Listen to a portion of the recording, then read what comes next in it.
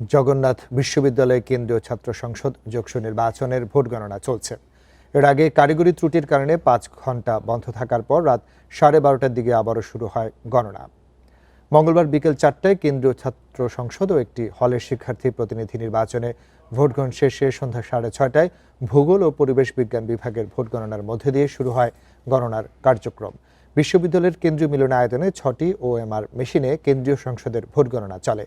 নির্বাচন কমিশনার জুলফিকার মাহমুদ জানান, কেন্দ্রীয় শিক্ষার্থী সংসদে প্রায় 65% ও হল শিক্ষার্থী সংসদে প্রায় 77% ভোট পড়েছে।